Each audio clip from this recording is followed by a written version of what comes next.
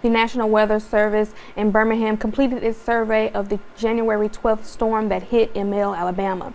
Based on the damage observed, the storm was an EF-2 tornado with a maximum wind speed of 120 miles per hour.